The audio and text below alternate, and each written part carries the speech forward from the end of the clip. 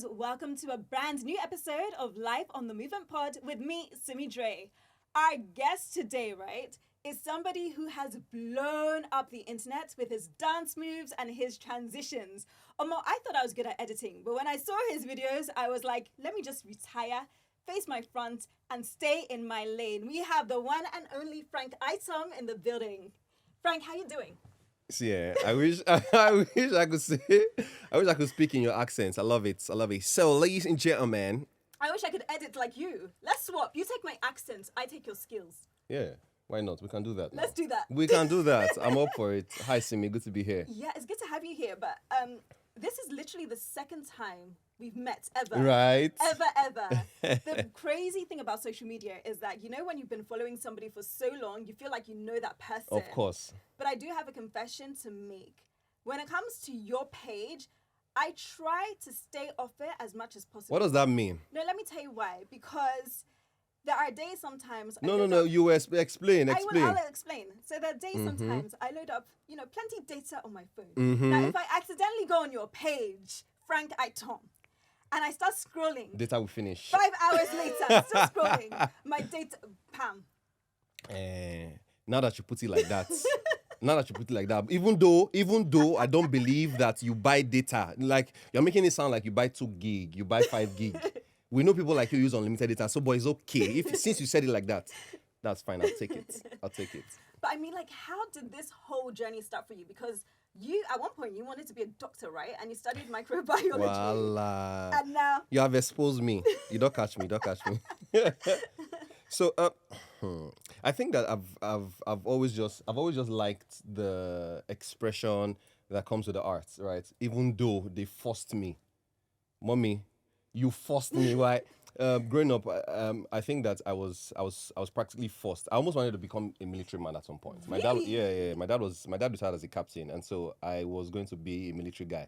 Sure, just recently, a couple of years ago, the boots that he bought for me to join the NMS at that time, I started to wear them. But then that didn't kick off, and then I thought, okay, you know what, I'm going to be an engineer. And then I thought, too many engineers out there. Let me be a doctor. I'll be a private doctor, right? And so I wanted to study medicine. I wrote JAM and I failed. Wow. No, I didn't fail. I take that back. I wrote JAM and JAM didn't mark the script correctly. I see. Thank you. I see. So, so I went to school and I did microbiology, and I thought, you know what, I'll do a switch at some point and switch from microbiology into medicine. But then when they said I was going to lose a year, I just thought, you know what, let me finish with this and then we'll continue. But all through that journey, I think I was always just interested in the arts, in how people just express themselves with dancing or with fashion. And so I think I was in 200 level at the time. I joined a dance group, and so that was where the whole desire started. And then I moved into graphic designs, into communication, and into video editing and all of that. And so, yeah, I found myself during the lockdown of 2020 joining a challenge, and here we are. But I mean, like, how was that, journey for your parents? Because you know what African parents are like. My son is a medical doctor. See, it's interesting because I think what most African parents really, what they are really trying to say is that they want you to succeed, and the best way they know for you to succeed is to do the thing that they know works, which is a blue collar job. Is it white collar? Is it blue collar? Collar. And so for them that was being a doctor, an engineer, or a lawyer, or some of these professions. And so when I started to dance at that time, it didn't make sense to my parents, right? My mom will always be like, yes, you want to dance. It's a hobby. It's good. Hobbies are good. But you will work, and then you'll now be doing your hobby on the side. But when I graduated and I wanted to dance full time, she didn't understand it. And so just to reduce the tension, I thought, I want to do my master's, because she was asking me, okay, now go and get a job, a proper job. I told her, it's dance that I want to do. She was like, no. And so I said, okay, I want to do my master's. And she said, okay. So at least that bought me another 2 years, right, to try and make a success out of dance. But that didn't really kick off. And yeah, I had to go and find a job. But now she calls me iTOM, because iTOM is actually not my name. iTOM is a made-up name, right? But it came as a result of dancing. And so she didn't call me iTOM for the longest time. Well, when things started to, everything started to gel, yeah. And yeah, I thought she downloads my issue. My mom is on TikTok. Really? No. Downloading my video and posting it in our family WhatsApp group. No. I'm not. I'm not even joking, but yeah, it's been wonderful to see even myself go through that process and have my family support me in that way. That's amazing. Yeah. But your style is so unique because I remember like, how many years ago was this now? Like when 2020, yeah, like almost 4 years now. Yeah, like Yes. the Pop Daddy video came out. I was like, because at that point, right, we were on Instagram, etc., doing all these like transitions, the Yes. basic transitions. And I Yeah. remember I even did one. I felt so cool. I love it. We must see it. We must see it. Is it still on your page? I probably like hit it, archived it. So like everyone was doing the basic transitions. You know when you like pause the camera, you now Yes. change your Gonna outfit. change. You now, Come back. You co- Where was I? and then you just came out of nowhere. Bam. No, but it was the same thing that I did, though. No. It was actually the same thing that I did. So let me tell you how it happened. Right, lockdown. Everybody was. It was such a wonderful time. Right, everybody was doing different things. Right, just to keep themselves busy. And I was working from home at the time, and so Bob Daddy was already a trend. I'd sent that video to a couple of friends. That guys, let's do this video, right? It'll be nice. And then they said, okay, no problem. But then they stalled and they delayed. I was not confident enough because I was not even a content creator. There were 2 or 3 of them already creating content. One was a big known influencer, as it were, right? And so I thought it would be nice to I didn't think of it as a way to enter the industry. I didn't even think I was entering the industry. I just thought, let's just do it. But it would be nice to do it with these guys who are already established per se, right? And then they stalled, so I just let it be, right? And then one of my friends sent me a video of this particular guy in Canada. This guy's video was just the best. He wore like 5 million outfits. See, I'd never seen anything like that. He'll pause the camera, such finesse, like he wear his glasses, wear the shoes, like his name is Dotun. Like just I say God, kill us, finish us. His video was just so good, right? And my friends were like, you can do it. Or like, first of all, I don't have the clothes. 2, I don't even have this kind of stamina. Like this guy's finesse is impeccable. And then it was just one Saturday, I just thought, you know what, let me try it, right? And so it was the same thing, right? You put your hand on the camera, you cover it, right? And then you go and change, and you come back, you cover it again, and then you're back, or you use a brush to cover, you're brushing yourself. It was the same thing I did. But what I did differently was, I thought, 1, I could dance. 2, I'm not a serious person. Like, I don't think life is that hard, right? And so I added those elements into the video, and that's what made my video stand out. Because if we watch the video again, no, I'm not even joking. You will see that. So this is what you did. I was shouting for because there was nothing extraordinary about it. I wore a number of outfits, right? But it was the same cover, and then okay, yes, I think what I did differently, right? I think what I also did differently was understanding that what makes a transition is the fact that it looks seamless. Yeah. And so what I did was, I didn't even have a tripod. I just set my phone on my fridge. I had a small fridge.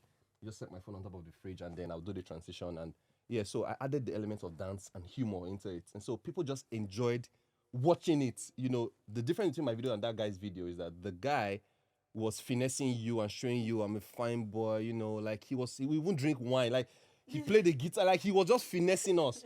My own video was a little bit more relatable in terms of I was just having fun. And so people were like, oh, he's just having so much fun. People were sending me DMs and saying, oh, you're so cute with your smile and all that. Yeah, so that was what made my video different. Yeah. So you said like at that point you weren't a content creator. So at what point did you actually say, I am now? When they paid me money that was more than my salary. No. What job was this? I can't even say, but so one day I get a call from my manager, and he said he wasn't my manager at the time. No, he wasn't my manager at the time. So this guy has sent me a message. Shout out to Aziz. This guy has sent me a message and said, your work is just amazing, but I don't even know what to do with you, right? Because there's nobody that does your type of content. So anyway, Sha, if I see any job, I will bring it to you. So I said, thank you, right? And he was the first person who gave me a particular job. This was even separate, right? He gave me a particular job for a brand, and I got good money at that time. And so one day he calls me and says, oh, there's this brand that wants you to just appear in a video, right? I'm like, no, can you shoot something for Independence? I'm like, guy, I'm not free. Like, I'm busy. Work choke. Like, no. You're not shooting. Like, you just appear at the shoot. That's all. Like, oh, I don't think I can do it. this is the pay. I will be there. What class did they say I should wear? I will be there. And so I went there for the shoot. And it was like a 3-hour shoot thereabouts. And when I was done, like they had even paid that in advance. And then after the shoot, they paid the balance. That was the day I called my boss, like, boss, I think I'm ready to resign.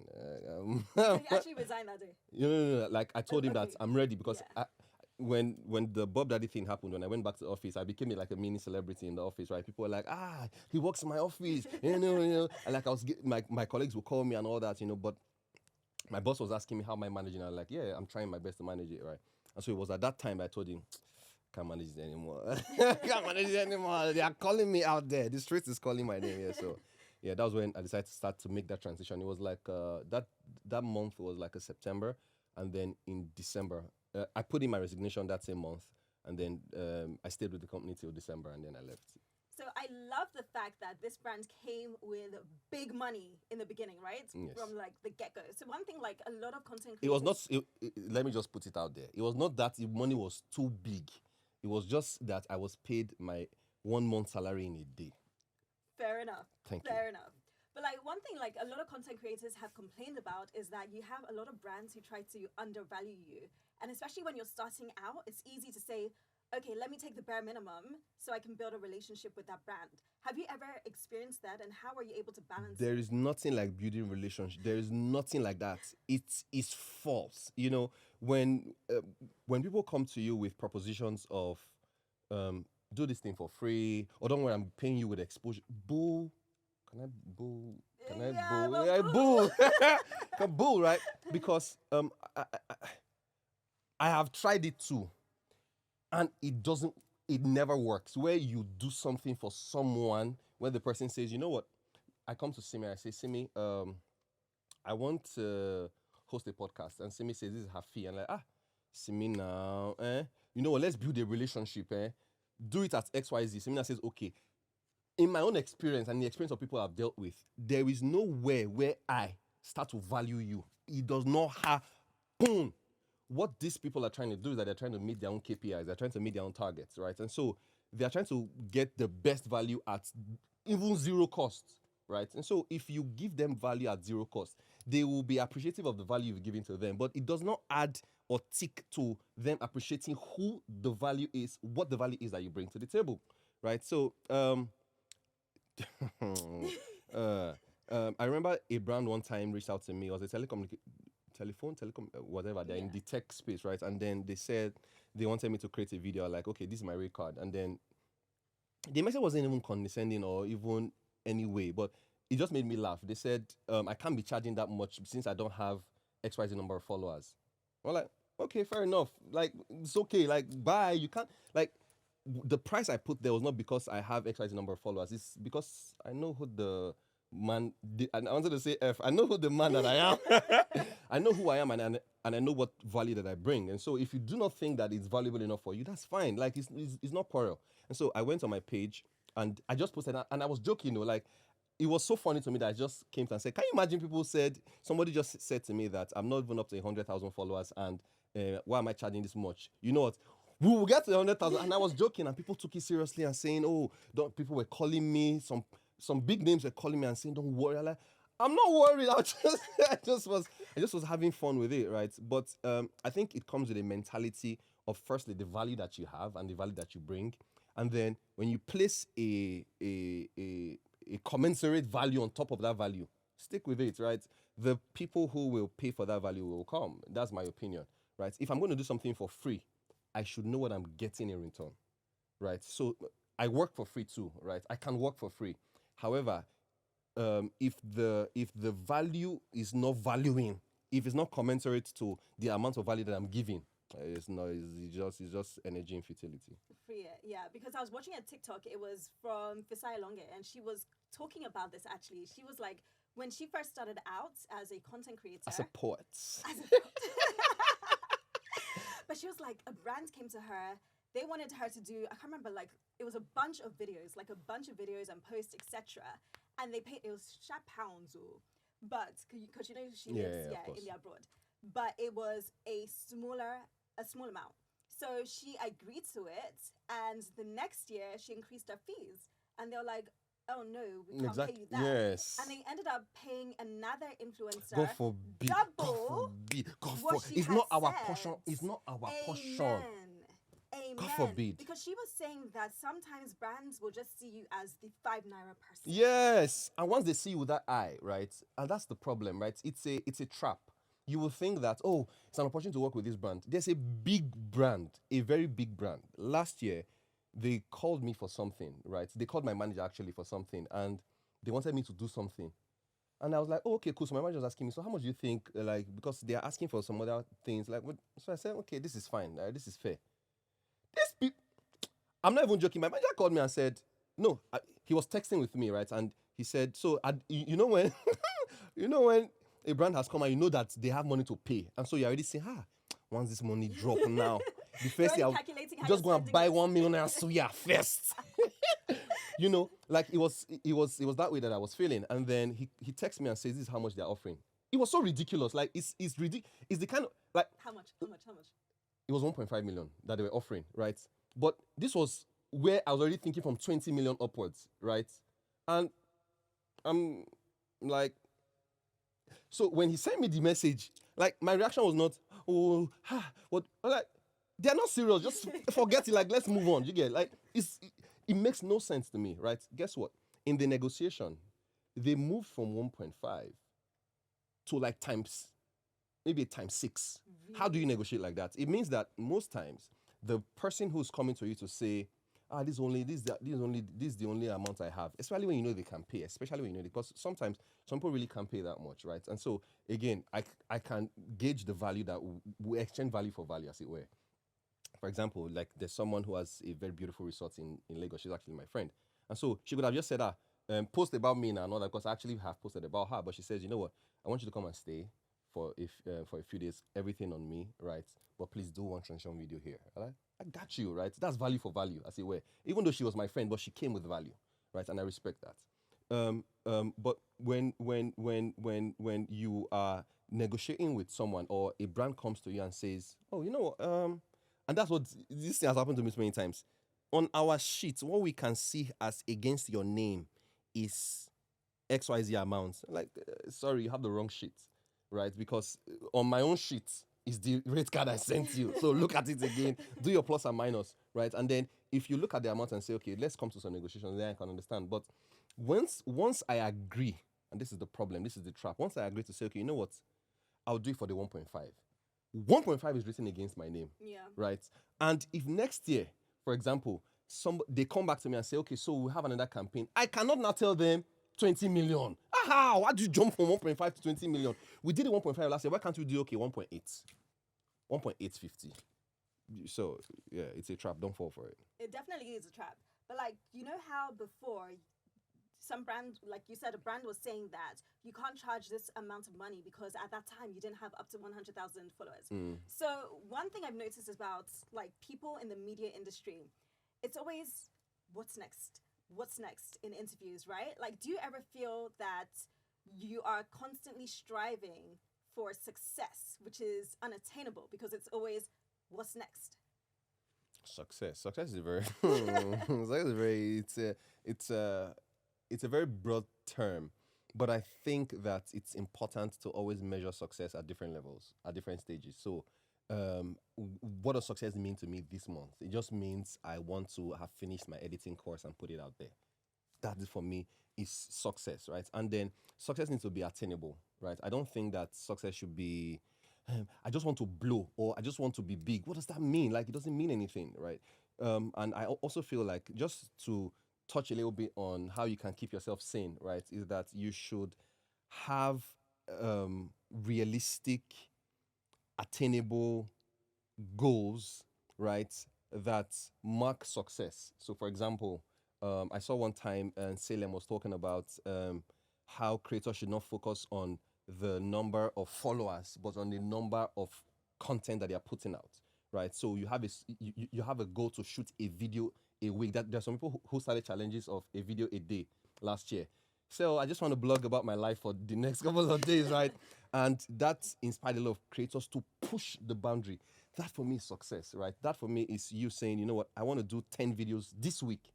When you do it, that is success, right? That for me is what success is. So in the scope of just um fleeting success or success that you're trying to achieve by number of followers or by maybe number of engagements or there's a capital letter word that starts with DEPRESSION, right? That will Yeah. hit you hard, that you will just feel like you are failing because I feel like you are focused on the wrong thing. And so I'm so happy that when I started, I wasn't looking at my numbers. Hey, why am I not? Hey, I just wanted to, I just was happy doing my content. I just wanted to do my content. I was not trying to be different. I was not trying to break into the market or to cause a disruption. I just was enjoying what I was doing, right? And that attracted the people that came. And for me, what was most important was I always wanted to just do the next best content. If I did the content that was good today and people liked it, I'm like, ooh, they liked it. What can I do again that will be nice? If I did the content today and they didn't like it, I'm like, okay, I will do another one that they will like. You get like for me, it was just always about doing the next thing, and that for me was attainable success. But like with your content, I mean, it gets better and better and better. But how Glory to the Lord. you know, you know, but how do you stay constantly pushing boundaries? Because like it can get people don't realize that content creation is hard and it can be draining sometimes, and sometimes you do face those like creative blocks, right? So how do you always push the boundaries instead of like going, I don't know what else to do? That's a very spot on question. I think creators need to look more inwardly, right? Because sometimes I feel like we are so quick to jump on trends, right? To be focused on what is trending now, because we forget that at a point, um, um, Hello Bay. There's some popular trends, even some popular dances, right? Shakiti Bobo, Yeah. like even there were some things that were trendy at the time, but they are no more right now, right? If you do it, nobody's going to flinch, right? So I feel like it's important to always focus inwardly, and find what is firstly unique to you. And then when you begin to now research things, when I go on Simi's page and I'm getting inspiration from Simi's, because I I just sometimes I scroll through TikTok, or especially TikTok, right? And I just find inspiration, right?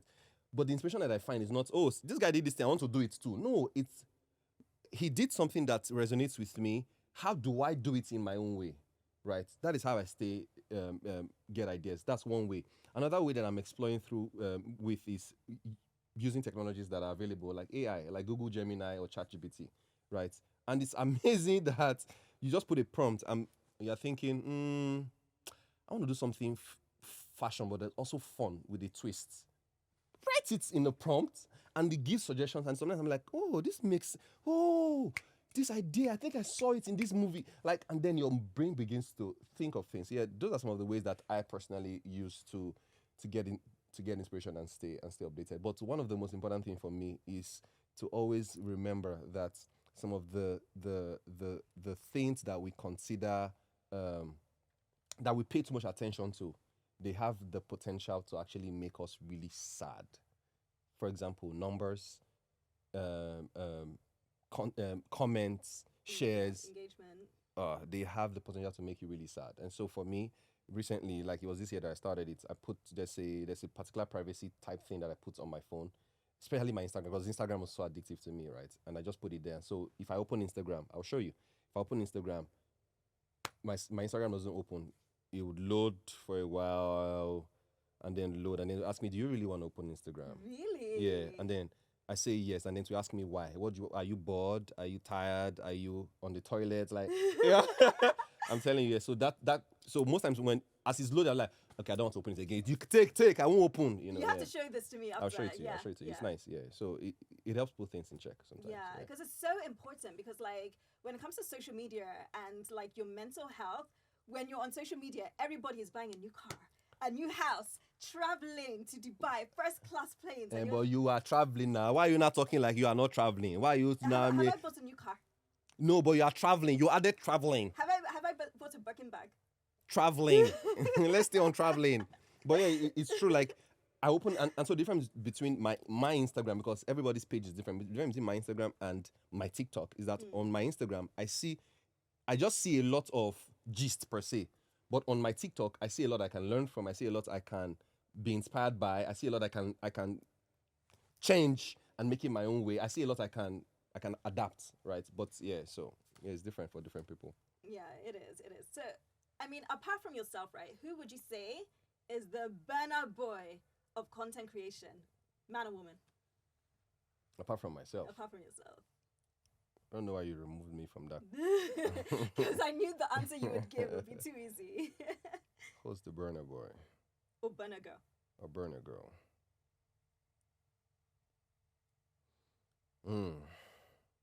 It's a tough question. Yeah, it is. It is very tough, right? Because there are different ways to look at burner boy, right? Is it from his relentlessness, relentlessness, right? Is it from his breaking boundaries? Like, I don't even know what aspect to look at that from.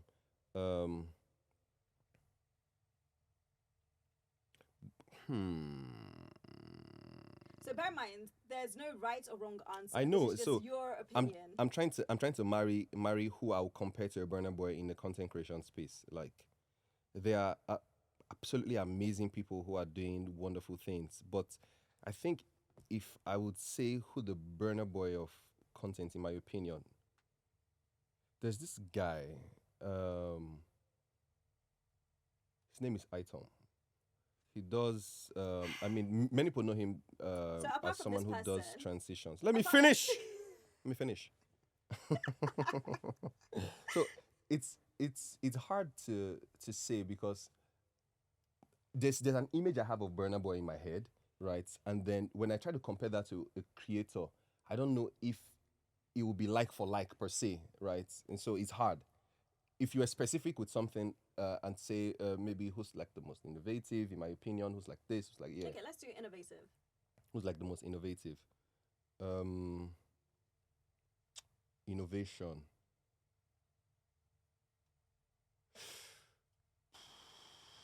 See, I even made it easier for you. It's still hard because, I mean, there are so many people like top of my head who I look at their content, I'm like, in Nigeria, B? In Nigeria, yeah.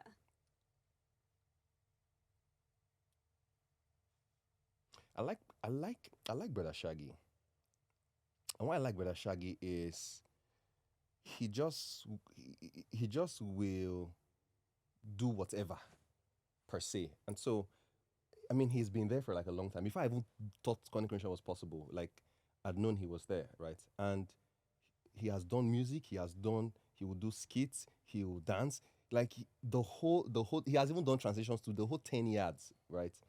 And I think that in terms of innovating, I think over time I have followed I've followed on his page, and I think that his work is really innovative. I think so. Yes. It is. Do we expect to see a Brother Shaggy iTOM collaboration? Yes, please. People should me beg him. People should me. But yeah, hopefully, Yeah. yes. Why not? He's amazing. Yes. But I mean, that's one of the things you do. I mean, like, you work with so many celebrities, but rewind to the first time you DM'd a celebrity to collaborate with you. I mean, what was that like? Was it easy to get a yes? Were you nervous? Did you have like self-doubt? I think the first person I DM'd was Kate Henshaw. Right. And can you imagine? I just went all the way. Like, it was interesting because before then, so again, when I started, I didn't think of collaborations per se. Like, I just wanted to do my thing. I don't want to do my things. You get. So I think the first person I reached out to was, if I remember correctly, I think it was Mawuli, right? Mawuli was already my friend, right? And so when I reached out to him, I made a proposition. I said, since I'm doing transitions and all these things, and I mean, he was always supporting and all, like, Charlie, this one be nice, man. This one be nice, Papa. You know, and when I reached out to him, I said, yeah, let's collaborate. You're working with Schweppes, right? Let's do content for Schweppes. And he was like, yes, let's do it. And so for me, what that was for me was showing people that I can do videos outside of transitions, bah. So he needs to post for the brand. And so why not? Somebody's bringing free video, free everything. Let's do it. And so we collaborated on that. And that was like my first request to collaborate with anyone. But outside of that, the other people that I collaborated with, like Rewari Pekin, she was already my friend. And so I just like, let's do something together, you know. And then after that, I think it was Osas. Osas reached out to me. Like, Osas had seen my work on Instagram, and she was following, and she was just supportive. And she said, yo, let's do something. I'm like, yes, I love the energy. You know, so when I started doing collaborations, really and honestly speaking, I wasn't seeking them, right? I feel like my work was so different that the people who wanted to collaborate with me thought it would be nice to do it for them to do something that was different from what they normally did, right? And so all the collaborations at that time were mutual per se, right? It was not like I was trying to reach out to them to say, please work with me. So it was Kate that I reached out to when I thought of the idea for the video that I did, and I thought I was at a party where Utsi introduced me to Kate, right? And so we just had like a nice vibe, same way we had, right? And so when I thought of the idea, like, should I call Utsi to Utsi now? Yeah, guy, I'm not gonna call him. I will message her myself. So I sent her a DM. It was like, hello, Kate. Straight to the point. I have an idea for an amazing video. I do blah, blah, blah, blah, blah, blah. She responded like, oh, okay, and then we continued the conversation, and then we made it magic. Yeah. So it's been like that. That I would, if I have an idea and I think there's somebody who's perfectly fit to do it, yeah, I'll reach out to them. Yes, of course. And maybe the question you're thinking is, have people turned me down? Yeah, I was gonna say. People have people even read my DM and didn't answer me? Yes. Yes, it happens. Like who? No, the reason why I'm saying like who is because imagine they're watching the podcast now and they're like, iTOM messaged me. Let me go and check. They saw it, don't worry. No, it's okay, right? So I feel like when I reach out to people to work with them, for me, when I reach out to them, it's because I see that we can. It's not come and help me. You're not trying to help me, right? Nobody's trying to help me, right? Let me not. I'm sounding like nobody paved way for me, but nobody's trying to help me, right? I'm reaching out to you because I think that we can do something that never existed before. And if you don't think so, that's fine. You get, like, I have no beef. There was even a creator who I'd reached out to, and I thought, oh, people have been saying we should work together. So I thought of an idea later and thought, oh, I reached out to her and she responded, and I said, send me your WhatsApp number, and she did.